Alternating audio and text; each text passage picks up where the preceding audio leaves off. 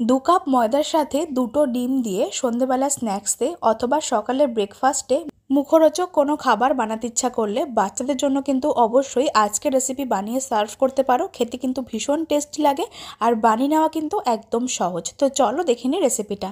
তো আজকের রেসিপি শুরু করার জন্য এখানে একটা বড় মিক্সিং বোলের মধ্যে নিচ্ছি এরকম 4 কাপ মেপে 2 কাপ ময়দা। আজকের রেসিপি আমি ময়দা দিয়ে তৈরি করে দেখাচ্ছি, তোমরা চাইলে কিন্তু ময়দার পরিবর্তে আটা দিয়েও করতে পারো। তো আমি এখানে এরকম 4 কাপ মেপে 2 কাপ ময়দা নিয়েছি। এবার তার সঙ্গে আমি এখানে এক এক করে একটা বাটিতে 2টো ডিম ভেঙে নিচ্ছি। পরিমাণটা আমি এখানে 2টো ডিম দিয়ে তৈরি করে দেখাচ্ছি, তোমরা চাইলে কিন্তু একটা ডিম দিয়েও করতে পারো। এবার এই ময়দার মধ্যে সামান্য পরিমাণ অর্থাৎ স্বাদ মতন একটুখানি নুন দিয়ে দিচ্ছি। নুনটা দিয়ে ময়দার সাথে খুব ভালো মতন মিশিয়ে নেব। প্রথমে নুনটা দিয়ে ময়দার সাথে খুব ভালো মতন মিশিয়ে নিয়েছিলাম। এবার এর মধ্যে অল্প অল্প করে জলটাকে দিয়ে একটা ব্যাটার বানিয়ে নেব। তবে ব্যাটার কিন্তু খুব একটা বেশি জলের মতন পাতলা করে ফেলবে না, মোটামুটি একটু ঘন রেখে একটা ব্যাটার বানিয়ে নিতে হবে। তার জন্য আমি এখানে অল্প অল্প করে জলটাকে দিচ্ছি, তারপরে খুব ভালো করে মিশিয়ে নেব। আর খেয়াল রাখতে হবে যেন ময়দার মধ্যে কোনো রকম লাম্পস না থাকে। অল্প অল্প করে জলটাকে দিচ্ছি, তোমরা চাইলে কিন্তু এখানে উষ্ণ গরম জল ব্যবহার করতে পারো। তো আমি এখানে নর্মাল ঠান্ডা জলটাকে ইউজ করে এরকম একটা ব্যাটার বানিয়ে নিয়েছি। ব্যাটারের ঘনত্বটা কিন্তু ঠিক এরকমই রাখতে হবে, খুব বেশি পাতলাও না আবার একেবারে ঘনও না।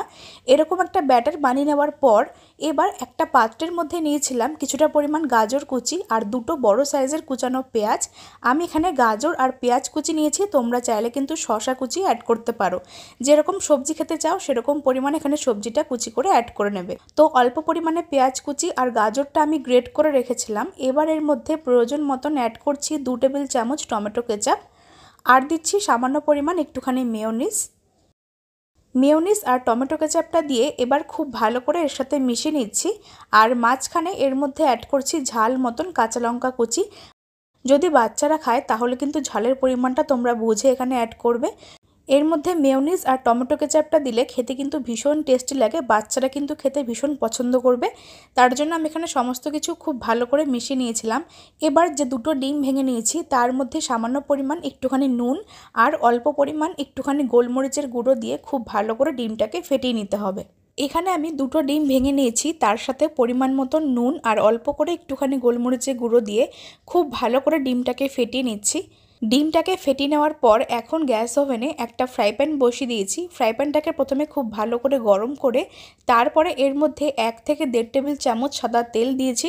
তারপরে তেলটা যখন ভালো মতন গরম হয়ে যাবে তখন আমরা এই ময়দার ব্যাটারের থেকে 1 থেকে 1.5 হাতা ব্যাটার দিয়ে দিচ্ছি। তারপরে প্যানের চারদিকে খুব ভালো করে ছড়িয়ে দিতে হবে।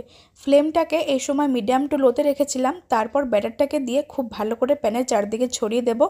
1 থেকে 1.5 হাতা ব্যাটার নিয়ে খুব ভালো করে প্যানের চারদিকে ছড়িয়ে দিয়েছিলাম। এখন ফ্লেমটাকে হাইতে করে দিয়ে এটাকে আমরা এপিটোপিট খুব ভালো করে একটু ভেজে নিতে হবে। একটা সাইড যখন হয়ে আসবে তখন আমরা ওই সাইডটাকে উল্টে দিচ্ছি। আর এই পাশটায় যে আগে থেকে ডিমের মিশ্রণটাকে বানিয়ে রেখেছিলাম তার থেকে কয়েক চামচ ডিমের মিশ্রণ এইভাবে ওপর দিয়ে দিচ্ছি। কয়েক চামচ ডিমের মিশ্রণটা এইভাবে ওপর দিয়ে দেওয়ার পর এখন আমরা খুব ভালো করে ওই সাইডটাকে সাবধানে উল্টে দেব।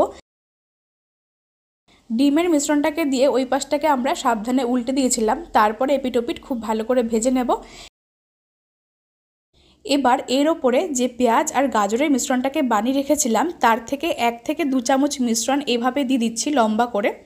পরিমাণ মতন কিছুটা দিয়ে এইভাবে লম্বা করে দিয়ে দিয়েছি। তারপরে এটাকে ধরে আমরা সাবধানে ভাজ করে নেব। আর বন্ধুরা এই সময় কিন্তু আর কোনো রকম তেল দেওয়ার দরকার নেই, যে পরিমাণ তেল দিয়েছিলাম সেটাতে কিন্তু খুব সহজে এটা হয়ে যাবে। তো বন্ধুরা একটা নাস্তা কিন্তু খুব সহজে বানিয়ে নেওয়া হয়ে গেছে। আর এগুলো দেখো দেখতে কতটা লোভনীয় আর আকর্ষণীয় লাগছে, খেতে কিন্তু তার থেকে অনেক বেশি টেস্টি হয়। বাচ্চাদেরকে দিলে তারা কিন্তু ভীষণ মজা করে খাবে। একই রকম করে সবগুলো নাস্তা বানিয়ে নিয়ে একটা প্লেটে সার্ভ করে নিয়েছিলাম। আর এগুলোকে আমি মাঝখান থেকে তেরচা করে কেটে নিচ্ছি। এতে করে কিন্তু রেসিপিটা দেখতেও ভালো লাগবে আর খেতেও সুবিধা হবে। সবকটা নাস্তা মাঝখান থেকে এভাবে কেটে নেওয়ার পর একটা প্লেটে সার্ভ করে নিয়েছিলাম। আর দেখতেই পাচ্ছ এগুলো দেখতে কতটা লোভনীয় লাগছে, বাচ্চারা কিন্তু খেতে ভীষণই পছন্দ করবে, খেতে কিন্তু জাস্ট ফাটাফাটি লাগে। তো বন্ধুরা এইভাবে কিন্তু খুব সহজে সন্ধ্যেবেলা স্ন্যাক্সে অথবা সকালের ব্রেকফাস্টে বাচ্চা থেকে শুরু করে বড়দের জন্য কিন্তু রেসিপিটা বাড়িতে বানিয়ে সার্ভ করতে পারো। খেতে কিন্তু জাস্ট ফাটাফাটি লাগে। আমার আজকের রেসিপি তোমাদের কাছে কেমন লাগলো সেটা কিন্তু আমাকে অবশ্যই কমেন্টে জানিও। রেসিপিটা ভালো লাগলে অবশ্যই লাইক কমেন্ট শেয়ার করতে ভুলো না।